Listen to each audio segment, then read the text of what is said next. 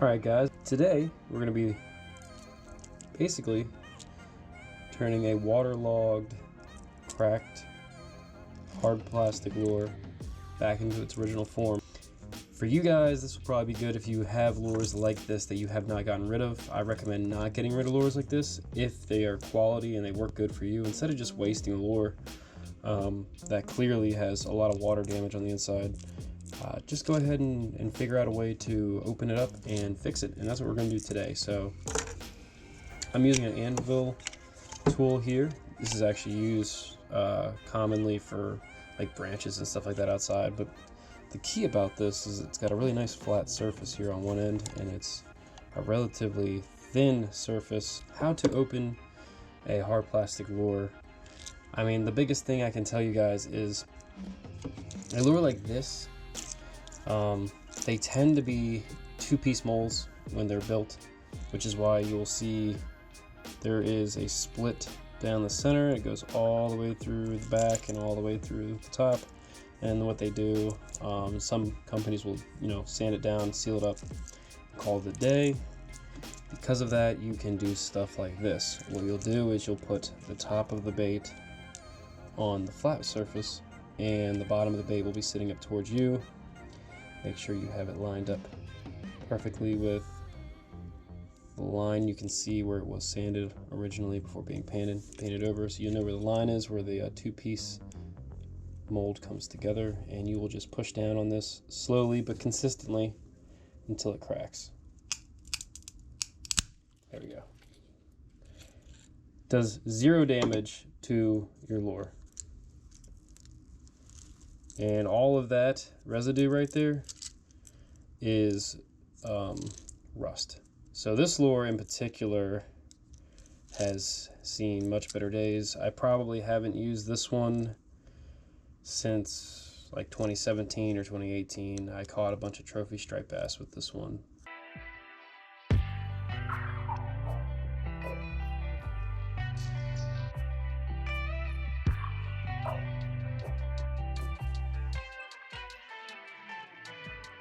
There it is.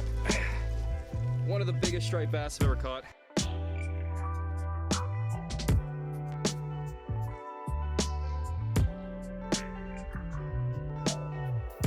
And I didn't want to ruin it because I had gotten water in it and it started to go bad, so instead of throwing it away, I wanted to keep it, and I'm glad I did, because I then decided now years later that I could actually attempt to fix it. So what I do after I crack it open is, instead of continuing to use this, which will eventually start to make fractures and cracks that are uneven with the original line of where the bait is put together, you use some smaller tool, like, little screwdriver like this, and you just kind of slowly peel back. So the biggest thing here is to try to do this without ruining the bait.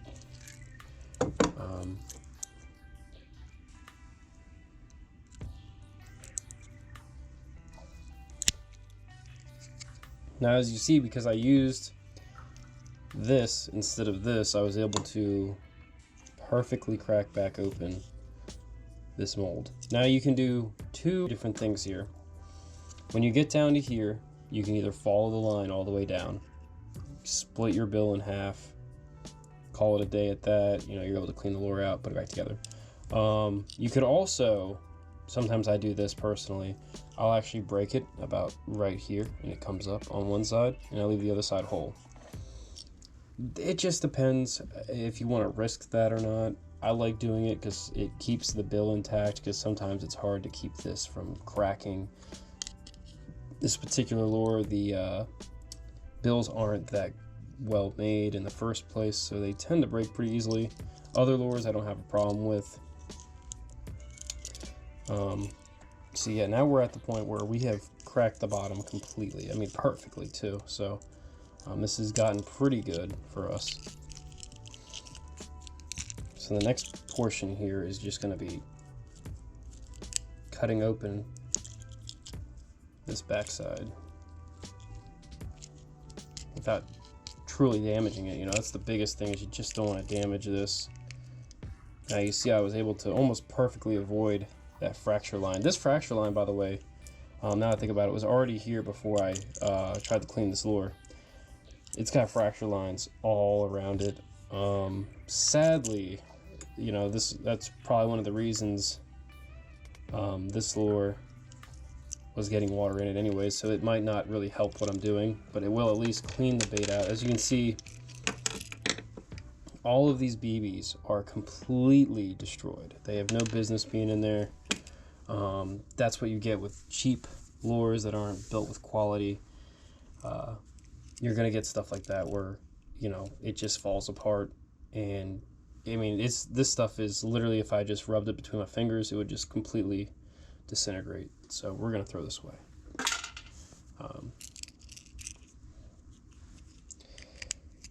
What we're gonna do now is, well, you don't want to start there because you don't want a chance cracking an uneven piece there like that. Make sure it stays in its original form.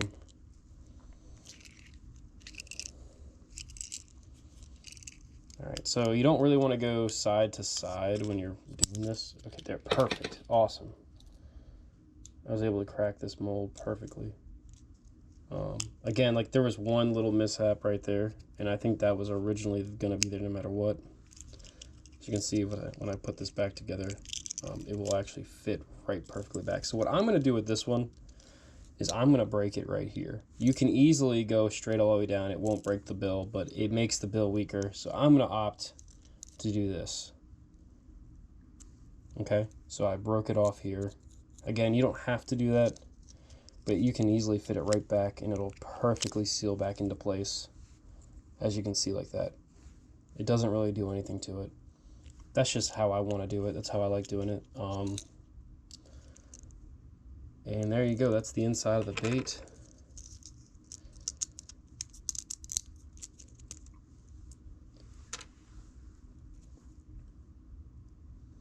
As you can see here, tons of rust buildup, and sadly that's something that will build over time if you don't have the lure sealed and you're getting water in it. So that's what exactly happened with this one. I think the reason also it was leaking, this right here is clearly not in a good condition. I'm thinking if it was sitting like this, it was probably keeping the back end kicked open a little bit. So like the back end of this lure probably wasn't sealed properly. So that being the case, that's probably why this was leaking so bad and getting water in it. So the next step is to just simply take these brackets that hold the BBs in out. Probably should have wore gloves. I did not. So we're done with this tool. It's done. I actually had brought this tool out because I was going to use it to pull this out, but I decided not to because I didn't want to. I don't know. I really just forgot to use it. But yeah, this is what I would normally use. You know, using a little tool like this is great. You just, because there's that little bar right there, you just pull it from the bar, it comes right out. So we're going to go on to this. This right here is actually one that I had just finished up. I haven't even sanded it yet. But what I use, and everybody knows there's a million different ways you can do this. But what I used was super glue. Not the best thing to use. I want to put that out there. I like to use super glue. I'm very lazy when it comes to doing something like this, as far as when I'm putting it back together. As you see, it comes back together perfectly. There's no issues. And what I'll do is, as you can see, by the way, this was worse than this one. This right here is nothing compared to what this one was like. But what I did was use super glue on the top, on the bottom, around this corner here, and again on the very, very top towards the nose, anywhere that had any chance of water getting in. And I sealed it. I waited about 4 to 8 hours. I can't remember exactly. I would say at least 4 hours. Then what I would do is I would go and I'd put this lure inside of a 8 to 10 inch deep plastic tub. And when I put it in that plastic tub and I push it down, you'll look and see if there's any bubbles coming up, and you let it sit there for a while. Make sure you push it to the bottom. If you see any bubbles, that means there's leaks. Air is getting through, water is getting through, and then you'll need to fix it from there. But the bubble should come up from where that leak is at. So that's a really good thing to do. It's a very smart thing to do. And yeah, if you use super glue, You know, I'm using this one, the Ultra Gel. Actually not the best. If you just use regular super glue, like crazy glue, something that is not as jelly, I guess, something that's going to be like harder and cure way quicker, that's probably a better thing to do. Again, I was just being quite lazy with this particular one. I've done it better before. I haven't finished this one yet 100%, but as you can see, this is basically back to life. It's not going to break. It is back and it's good to go. It is completely watertight now. All I got to do is sand it down. So as far as this one goes, all I really do at this point, I have these Lysol wipes right here, and I'll actually use these to clean out. Disinfecting it, right? Disinfecting a lure. But no, I use it just to clean it out. It seems to work really well with lures. It seems to, for some reason, get that grime out pretty quick. And instead of wasting time at the sink, I can just do this. And then, I mean, I'll go to the sink eventually to finish off what I'm doing. But yeah, this is my favorite way to do it. So what you can do, I like to keep paper towels with me on deck 24/7 when I'm doing this, because then I can clear this one out. Now I'll do this a couple times because it's going to take more than once or twice to actually get this completely cleaned.